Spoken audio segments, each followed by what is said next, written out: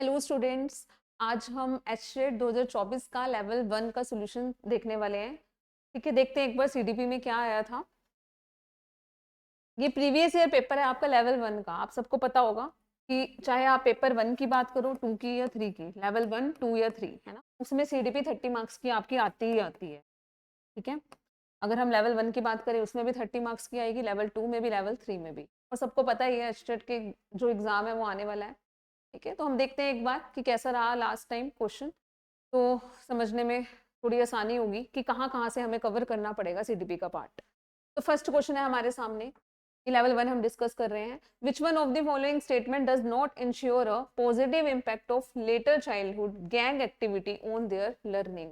यानी कि जो पहला क्वेश्चन है हमारा वो गैंग एज चाइल्डहुड डेवलपमेंट से ही आ रहा है। ठीक है, पहला क्वेश्चन क्या कह रहा है, अब निम्नलिखित में से कौन सा कथन उत्तर बाल्यावस्था की दल क्रियाओं का उनके अधिगम पर सकारात्मक प्रभाव सुनिश्चित नहीं करता। नहीं करता यहाँ पर इंपॉर्टेंट बात। ठीक है, तो अब लेटर चाइल्डहुड में हम सबको पता है बच्चा गैंग में रहता है, एक दूसरे के साथ सीखता है। ठीक है, तो पहला ऑप्शन कह रहा है कि अनुरूप व्यवहार सीखते हैं। ये एक अच्छी बात है क्योंकि हम उसकी भी ये बात कहते हैं, हम समाज में बहुत कुछ सीखते हैं। तो पहला ऑप्शन तो हमें समझ में आ रहा है कि ठीक है, सामाजिक मानदंडों का पालन करता है, यानी कि learn to follow social norms, कि समाज में जिस सोशल ग्रुप में आप रह रहे हो, बच्चा ग्रुप में सीख रहा है ना, तो क्या क्या नॉर्म्स को फॉलो कर रहे हो, ये भी बात सही है। ठीक है, सोशल इनसाइट, सामाजिक अंतर्दृष्टि विकसित करते हैं, पता चलता है ना समाज में रहकर। ठीक है, ये तीनों पॉइंट ही सबसे पॉजिटिव है। फिर ये कह रहे हैं कि पूर्वाग्रही मनोवृत्ति धारण करते हैं। ठीक है, प्री एटीट्यूड कैसे हो सकता है, पहले से ही कुछ धारणाओं को मान के चलने वाला आंसर कभी नहीं होगा, क्योंकि सारे तीनों ऑप्शन हमें समाज से लेकर जा रहे हैं, समाज के अनुरूप व्यवहार कर रहे हैं, मानदंड का पालन कर रहे हैं। तो हमारा आंसर क्या बनेगा, कौन सा नहीं है, तो option D is the right answer. Second देखते हैं एक बार। ठीक है, नोट वाले क्वेश्चन ज्यादा आए थे लेवल 1 में। विच one of the following motive does not affect learning positively, कि इनमें से कौन सा जो मोटिव है वो पॉजिटिवली इंपैक्ट नहीं कर रहा है।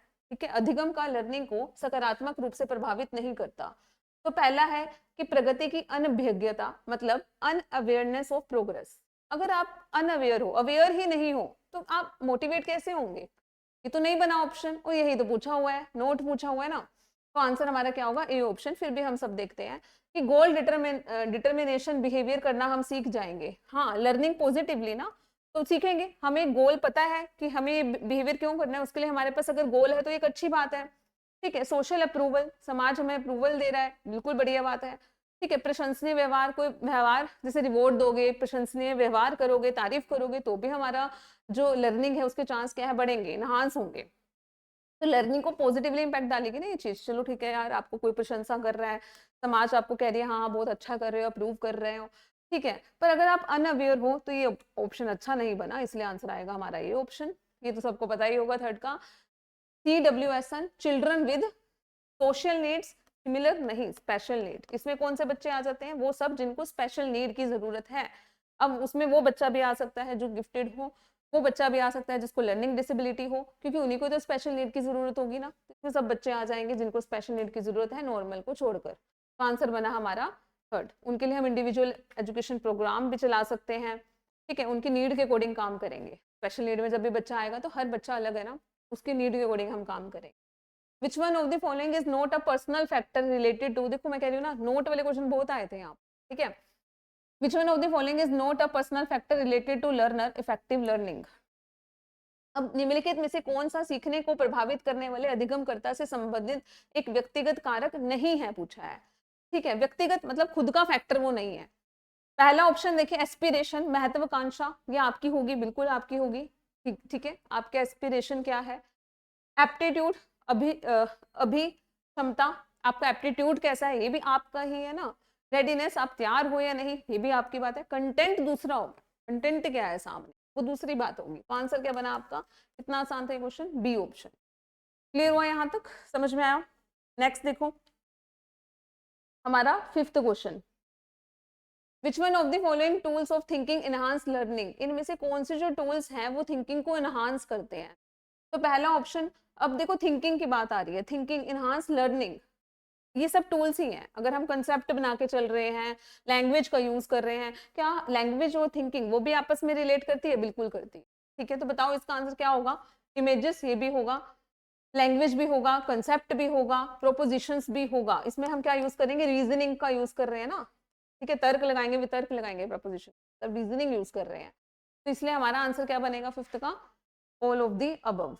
क्योंकि हम सबको पता है थिंकिंग और इमोशन, थिंकिंग और कोग्निशन भी क्या है, इंटर रिलेटेड है। ठीक है, तो आंसर हमारा बना डी ऑप्शन, क्योंकि आप जब सोचते हो तो भाषा का भी यूज होगा, सोचने के लिए आप कितनी सारी चीजों के कंसेप्ट भी बना के चलोगे। ठीक है, इमेजेस का भी यूज होगा सोचने में, फोटोज का, इमेजेस का भी यूज होगा, तो सारे ही आंसर इसके बन जाएंगे, डी ऑप्शन सही होगा।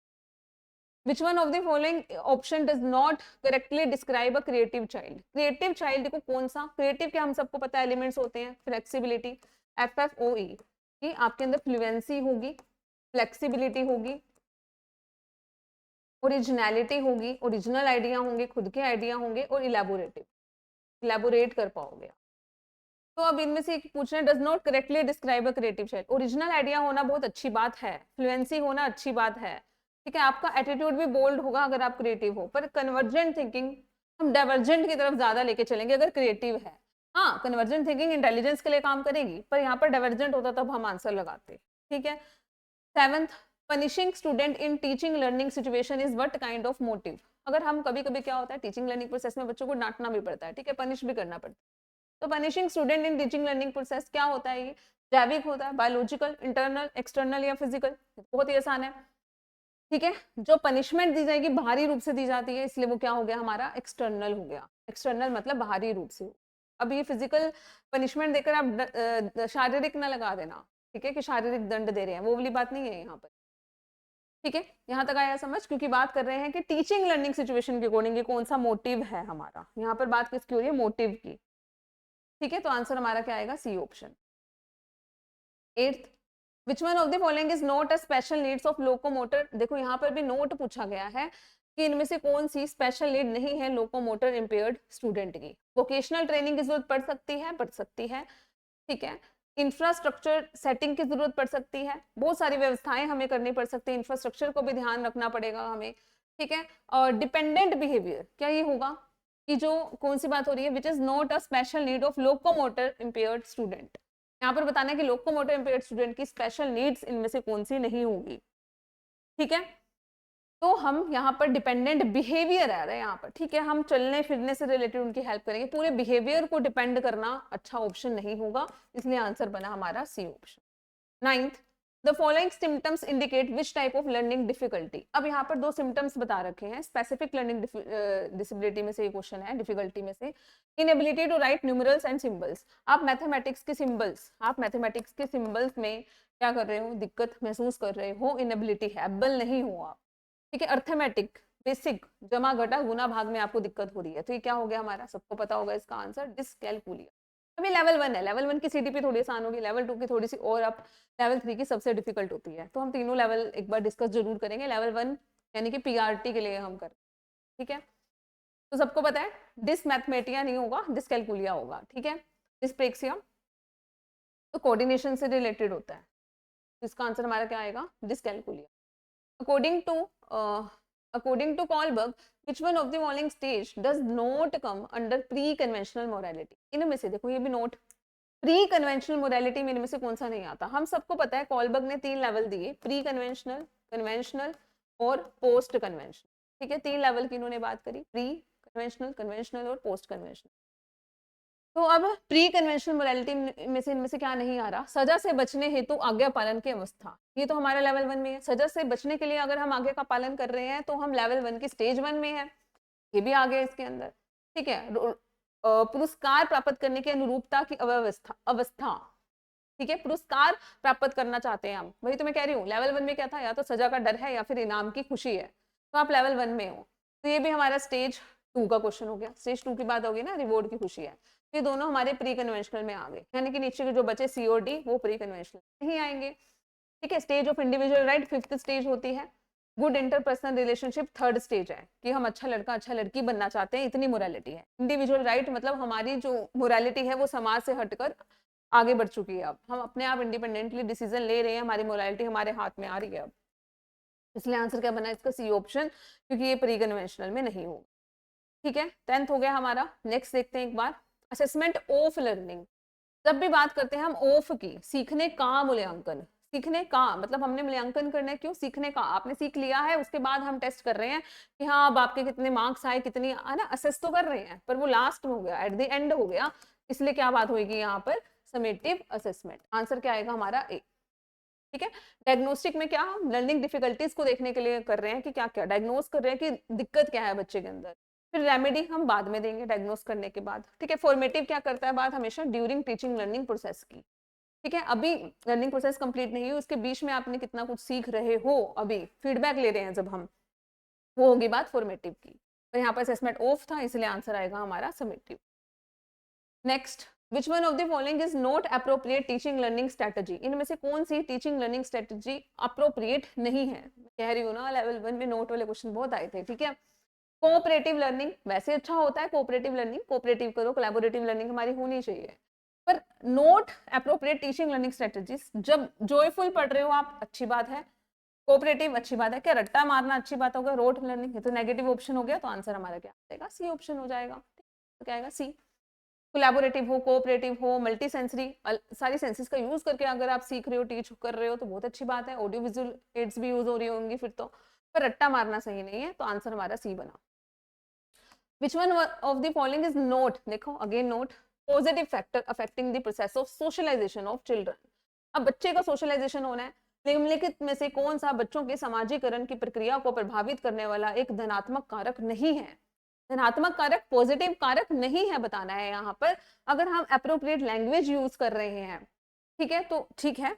अगर हम समाज में एक दूसरे के साथ रह रहे हैं, अप्रोप्रिएट लैंग्वेज यूज करोगे आप, डेमोक्रेटिक होना चाहिए, सबको सब हक होना चाहिए, लोकतांत्रिक वातावरण होना चाहिए, समाज में रह के एटीट्यूड सीख रहे हो, अपना एक नजरिया, आपका एक दृष्टिकोण विकसित हो रहा है, ये भी एक अच्छी बात है। पर ये तो नेगेटिव हो गया ना हमारा, सामाजिक वंचन यानी कि सोशल डेप्रीवेशन, तो ये हमारी बात सही, आंसर बना B option. Which form of cognition is the feeling received from the senses? अब यहाँ पर ये बहुत अच्छा क्वेश्चन था। ठीक है। यहाँ पर क्या बात आ रही है 14th क्वेश्चन में?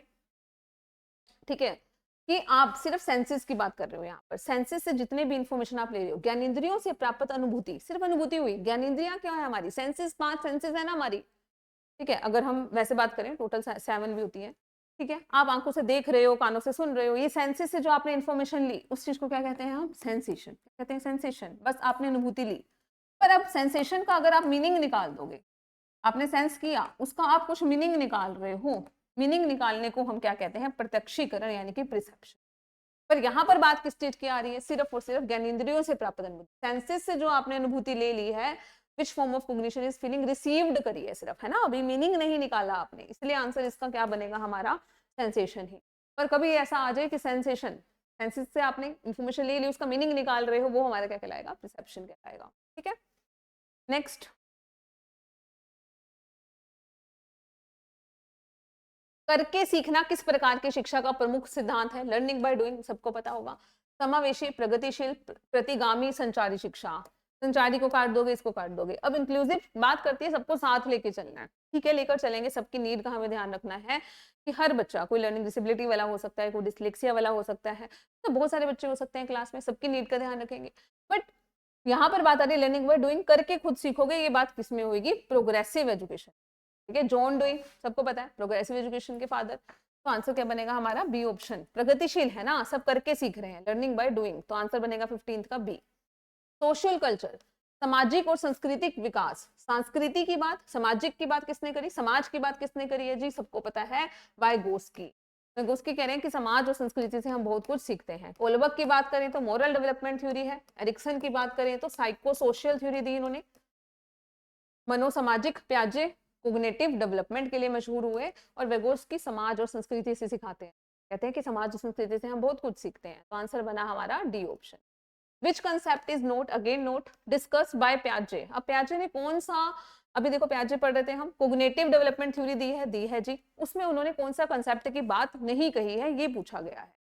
आत्मसातीकरण, एसिमिलेशन बिल्कुल, अकोमोडेशन हाँ, इक्विलिब्रेशन हाँ, सेग्रीगेशन, पृथ्वीकरण की कोई बात नहीं करी, है ना, तो आंसर क्या बनेगा हमारा? B option. एसिमिलेशन की बात करें कि आप स्कीमा, ठीक है, स्कीमा और को कैसे आप स्कीमा बनाए हैं आपने, बहुत सारे स्कीमा बनाए, mental structure, cognitive structure, room of knowledge, कितनी चीजें आपने सीखी है ना। उसमें स्कीमा में आप कुछ इन्फॉर्मेशन को कभी कभी ऐड कर रहे हो, कभी कभी रीअरेंज कर रहे हो, तो क्या कर रहे हो, अपने आप को अडेप्ट कर रहे हो ना। अडेप्टेशन में ही प्याजे ने ये दोनों बातें बताई, एसिमिलेशन और अकोमोडेशन। तब आप जाकर आ जाते हो एक बैलेंसिंग स्टेट में, यानी कि वो क्या कहलाता है, हमारा इक्विलिब्रेशन। तो आंसर क्या आएगा हमारा यहाँ पर, सेग्रीगेशन। समझ में आ रही है बात। Which one of the following statement is not correct regarding individual differences? Individual differences में ये भी अगेन नोट का क्वेश्चन हो गया कि कौन सी स्टेटमेंट करेक्ट नहीं है। ठीक है, individual differences exist in the cognitive domain. हाँ, व्यक्तिगत विभिन्नताएं कोग्निटिव डोमेन, आपके कोग्निटिव डोमेन देखो सबके अलग है ना, सबका सोचना समझना। कोग्निशन में क्या आएगा, सोचना समझना, अंडरस्टैंड करना चीजों को। अब वो सबका अलग अलग हो सकता है। इंडिविजुअल डिफरेंसेस कोग्निटिव डोमेन की वजह से भी हो सकते हैं। ठीक है, individual differences are also affected by maturity. Genetics is the major cause of individual differences, ये बात भी सही है कि आपको माता पिता से जीन्स ही ऐसे मिल गए, उसकी वजह से है ना। एक ही माता पिता के दो बच्चों के जीन्स भी अलग हो सकते हैं जी। मैच्योरिटी का भी प्रभाव पड़ता है, तभी व्यक्तिगत विभिन्नताएं हैं, हेरिडिटी की वजह से है, एनवायरमेंट की वजह से है। वही कह रहे हैं कि individual differences are not found in psychomotor domain. उसमें भी हो सकते हैं इंडिविजुअल डिफरेंसेस, तो किसी चीज में भी हो सकते हैं ना। तो कह रहे हैं साइकोमोटर में नहीं होंगे, फिर इंडिविजुअल डिफरेंसेस रहे कैसे, वो तो कुछ भी हो सकता है। इसलिए आंसर होगा हमारा B option. 19th, which one of the which way of providing learning experience to student is not appropriated? विद्यार्थियों को अधिगम अनुभव प्रदान करने का कौन सा तरीका उपयुक्त नहीं है। ठीक है, अब हमें विद्यार्थियों को ज्ञान प्राप्त कराना है। अगर हम नवीन ज्ञान को पूर्व ज्ञान से संबंधित कर रहे हैं, relating new knowledge to previous knowledge, ये तो अच्छी बात होगी। नए ज्ञान को पुराने ज्ञान के साथ जोड़ के सिखा रहे हैं, ये तो बहुत अच्छी बात है, तो ये आंसर नहीं होगा। एम्फेसाइज द यूज ऑफ यूनिसेंसरी, एक संवेदी के प्रयोग पर बल देना, ये आंसर तो गलत हो गया। ठीक है, multi sensory is the positive answer. Correlate करना एक सब्जेक्ट को दूसरे से, ये भी एक अच्छी बात है। इनकरेज करोगे फीडबैक, फीडबैक ले रहे हो, सिखाने के बाद पूछ देख रहे हो कि कितना आ रहा है, ये भी एक अच्छी बात है। तो यूनिसेंसरी हमारा क्या हो गया, गलत हो गया। तो आंसर बनेगा हमारा B option. Which one of the following statement correctly defined inclusive education? This is only for disabled children. क्या इंक्लूसिव एजुकेशन, समावेशी शिक्षा सबकी बात कर रही है, खुला दरवाजा है, समावेशी, सबको अपने अंदर समा लेने वाली, सबको अधिकार है पढ़ने का। ठीक है, तो ओनली गलत हो गया। This is only for disable गलत हो गया। This is only only only only गलत गलत। This is for all children. Answer क्या आएगा, डी ऑप्शन।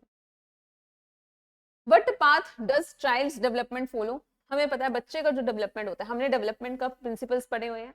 कभी भी एक सीधी लाइन में नहीं हो सकता, गोल गोल भी नहीं होगा। ठीक है, तो कैसे होगा, स्पाइरल होगा। हम आगे बढ़ेंगे, सीखेंगे, फीडबैक लेंगे, फिर वापस आगे बढ़ेंगे, फिर फीडबैक लेंगे, सीखेंगे, है ना। जैसे जिंदगी में उतार चढ़ाव है वैसे ही, ठीक है, स्पाइरल होता है। डेवलपमेंट कैसा होता है हमारा, स्पाइरल होता है। इन कॉन्टिन्यूस एंड कॉम्प्रीहेंसिव इवेल्युएशंस, तत् एवं व्यापक मूल्यांकन, तत् लगातार हो रहा है, व्यापक बड़े स्तर पे हो रहा है मूल्यांकन अगर, तो सह शैक्षणिक आकलन के अंतर्गत कौन सा नहीं आता, ये पूछा है। पोस्ट स्कॉलस्टिक मतलब, एक तो हम शिक्षा की बात कर रहे हैं, यहाँ पर को लग गया साथ में, तो शिक्षा के अलावा हम और क्या क्या पढ़ा रहे हैं। शिक्षा मतलब एजुकेशन, टीचिंग लर्निंग प्रोसेस के अलावा और क्या क्या बातें आ रही हैं। ठीक है, स्कूल एक तो हो गया स्कॉलस्टिक, एक को स्कॉलस्टिक हो। तो एटीट्यूड डेवलप होगा, बिल्कुल होगा। बहुत सारी एक्टिविटी करके सीख रही हो, भी कोर्स क्लासिक में आ गया। वैल्यूज डेवलप हो रही हैं, बिल्कुल। होम असाइनमेंट नहीं होगा इसका आंसर। इन्होंने पूछा कौन सा नहीं होगा, तो 22 का आंसर हमारा क्या आएगा, ए ऑप्शन। क्लियर हुई यहाँ तक बात। 23rd देखो एक बार, ठीक है। Which psychologists believe that all type of emotions emerge from basic instinct? अब इनमें से किसने इंस्टिंक्ट की बात करी है कि बहुत सारे क्या होते हैं, संवेग होते हैं, मूल प्रवृत्ति से उत्पन्न होते हैं। बहुत सारे इंस्टिंक्ट होते हैं जो मूल प्रवृत्ति है हमारे अंदर, सहज, ऐसी प्रवृत्ति जो हमने सीखी नहीं है, ऐसा बिहेवियर जो हमारे अंदर इनेट है, हमने सीखा नहीं है, उससे आता है। ये बात सिर्फ किसने की थी, मैकडूगल ने कही थी। वॉटसन तो फादर है बिहेवियरिज्म के, वॉटसन तो बिहेवियर की बात करते हैं ना। वॉटसन किसकी बात करते हैं, बिहेवियर की। आइसनिक ने पर्सनैलिटी में थ्योरी दी थी, पर्सनैलिटी में ट्रेड कम टाइप थ्योरी, है ना, ट्रेड और कम, ठीक है। उन्होंने एक तो होते हैं टाइप थ्योरी, ट्रेड थ्योरी, दोनों की बात की थी। ठीक है, तो आंसर हमारा क्या बनेगा यहाँ पर, मैकडूगल ने ही बात की थी कि हमारे बेसिक इंस्टिंक्ट हैं, उससे ही हमारे इमोशंस एमर्ज होते हैं। Which one of the following action should be encouraged for a gender-based free teaching learning process? ठीक है, which one of the following actions should be encouraged for the gender-based free teaching learning process? अब देखो, homogeneous grouping बनाना, समरूप समूहन बनाना अच्छी बात है, ठीक है, बिल्कुल है। नहीं, समरूप बना दिया, होमोजीनियस, हेट्रोजीनियस नहीं लिखा ना यहाँ पर। जेंडर न्यूट्रल एग्जाम्पल, यहाँ तो जेंडर बाइस की बात हो रही है, हमें बाइसनेस नहीं करनी, यानी कि हमें एक जेंडर को ज्यादा तवज्जो नहीं देनी ना। हमें बाइसनेस करने का मतलब होता है कि हम एक को ज्यादा प्रेफरेंस दे रहे हैं लड़का या लड़की में, तो हमें ऐसा नहीं करना। तो हम जेंडर न्यूट्रल एग्जाम्पल देंगे, ऐसे एग्जाम्पल देंगे। अगर हम मैथमेटिक्स का एग्जाम्पल दे रहे हैं ना, तो उसमें हम सिर्फ मैथमेटिशियन में रामानुजम की बात नहीं करेंगे, हम फीमेल मैथमेटिशियन की भी बात करेंगे, कि जेंडर न्यूट्रल कर रहे हैं हम, तो उसी से बाइसनेस क्या होगी, कम होगी। आंसर क्या बना हमारा, बी। स्टीरियोटाइप कंटेंट थोड़ा ना दे देंगे, होमोजेनियस नहीं, हेट्रोजेनियस ज्यादा बढ़िया होगा। बाइस लैंग्वेज भी हमें यूज नहीं करनी है, आंसर बनेगा हमारा बी ऑप्शन। ये अच्छा था क्वेश्चन, इसमें भी again note, which one of the following statement is not correct in context of child's emotion. बच्चे के इमोशन को लेकर कौन सी चीज करेक्ट नहीं है पूछी गई है, कि emotions are individual in nature, संवेगों की प्रकृति व्यक्ति परक होती है। हाँ, हर किसी के इमोशन अलग अलग है, किसी को गुस्सा आता है, किसी को प्यार आ रहा है, कितने सारे इमोशन है, हर किसी के इमोशन एक जैसे नहीं हो सकते। एक ही सिचुएशन पे, एक ही परिस्थिति में हम सबका रिएक्शन भी अलग अलग हो सकता है। तो इंडिविजुअलिस्टिक होंगे नेचर, ये बात बिल्कुल सही है, इसलिए आंसर नहीं होगा। Emotions do not have the quality of displacement, displacement विस्थापन का गुण नहीं होता, ऐसा नहीं है। कभी कभी हम तो बहुत ज्यादा विस्थापन करते हैं, डिस्प्लेस कर देते हैं अपने इमोशन को, गुस्सा किसी पे आ रहा है, किसी पे उतार देंगे, है ना, तो ये थोड़ा अच्छा नहीं लग रहा option. Emotions are the product of stimulus, संवेग उद्दीपक का उत्पाद है। अब देखो, इमोशन हमारे ट्रिगर तो किसकी वजह से करते हैं, स्टिमुलस, किसी बाहरी कोई उत्तेजना की वजह से भी तो आ सकते हैं ना इमोशन, तो अच्छा ऑप्शन है। Expression of emotion is not the same, ये भी बात सच है। कौन सी बात सच नहीं है, बी ऑप्शन सच नहीं है, हम डिस्प्लेसमेंट कर सकते हैं, ठीक है। Which psychologist introduce the concept of inner speech, हम सबको पता है विगोस्की ने 3 तरह की स्पीच की बात की थी, सोशल स्पीच, ठीक है, एक्सटर्नल स्पीच, बाहरी भाषा होती है, फिर प्राइवेट की बात करी उन्होंने, निजी भाषण, और एक निजी भाषण के बाद ऐसी स्पीच जो बाद में क्या हो जाती है, इंटरनलाइज हो जाती है, उसको हम क्या कहते हैं, इनर स्पीच। तो आंसर क्या आएगा, विगोस्की, ठीक है ना। दूसरों से इंटरेक्ट करने के लिए बोलते हैं, उसको बोलते हैं हम लगभग 2 साल तक, है ना, तो वो हमारी हो गई external social speech. Private speech जो सेल्फ रेगुलेशन का काम करती है, अपने आप को गाइड करने के लिए जो भाषा बोली जाती है, बच्चा अपने आप को बोलता है ना, बड़ा अच्छा समझ पाता है वो उसकी कह रहे हैं। फिर इनर स्पीच, आंतरिक, ठीक है, जब सोचना बोलना मर्ज हो गया हमारा, वो भाषा हो गई। Next, which one of the following is not an example of development changes under disappearance of old feature. अब देखो ध्यान से देखो, निम्नलिखित में से कौन सा पुराने लक्षणों के लुप्त होने के अंतर्गत विकासात्मक परिवर्तनों का उदाहरण नहीं है। अब यहाँ पर नहीं पूछा है, ये ध्यान रखना है, लुप्त होने का उदाहरण नहीं है। कौन सी ऐसी चीज है, जैसे भाई बाल की भी बात करें, बेबी के हेयर लुप्त हो ही जाएंगे, नए हेयर्स आने स्टार्ट हो जाएंगे, तो ठीक है, जो पुराने हेयर्स हैं वो तो लुप्त हो ही जाएंगे ना, फिर नए हेयर्स हमारे आने स्टार्ट हो जाएंगे, ये बात तो हमें समझ में आ रही है, ठीक है। ठीक है, अगर हम थाइमस ग्लैंड की बात करें, ये भी उम्र के साथ छोटा हो गया, ये भी हो गया जी, ये भी नहीं हो सकता। अस्थायी दांत, जब अस्थायी है तो ये भी सिर्फ स्थायी तो नहीं है, ठीक है, दूध वाले दांत हमेशा थोड़ा ना रहते हैं, टूट के नए दांत आ जाएंगे। पर अगर हम बात करें कि प्राइमरी सेक्स कैरेक्टरिस्टिक, ये तो जब हमारी मेच्योरिटी आई, सेक्सुअल ऑर्गन्स का मेच्योर होना स्टार्ट हुआ, ये तो ग्रो करेंगे ना, लुप्त तो थोड़े ना होंगे। तो आंसर क्या हुआ हमारा, डी, कितना आसान था। अच्छा, अब ये क्वेश्चन अच्छा है जी, which one of the following is not the related to Vernon's hierarchical intelligence theory. अब एचटेट में ध्यान रखना, यहाँ से क्वेश्चन आते हैं, ठीक है, पीएसटेट और सीटेट में इतने मुश्किल क्वेश्चन नहीं आते इंटेलिजेंस थ्योरी में से, यहाँ पे कुछ भी आ जाता है इंटेलिजेंस, ठीक है। अब वर्णन की थ्योरी हमने कर रखी है, जो भी पीएसटेट के स्टूडेंट है उनको पता होगा। वर्णन हिरारिकल इंटेलिजेंस थ्योरी में मेजर फैक्टर की बात भी हुई है, माइनर की बात भी हुई है, स्पेसिफिक की बात भी हुई है, पर पर्सनल फैक्टर की बात नहीं हुई। सबसे पहले हिरारिकल मतलब उन्होंने कौन से फैक्टर्स बताए थे, वर्णन किसका किया था, ठीक है, जर्नल फैक्टर्स का बात किया था, जर्नल, लास्ट में रखे थे स्पेसिफिक फैक्टर, है ना, स्पेसिफिक खास, उसके बीच में मेजर और माइनर ग्रुप फैक्टर्स रखे, मेजर और माइनर ग्रुप फैक्टर, ठीक है, आपको याद होगा VED से और KM से, हाँ, मेजर और माइनर ग्रुप फैक्टर बनाए थे, वर्बल एजुकेशन से रिलेटेड और स्पेशल मैकेनिकल इंटेलिजेंस से।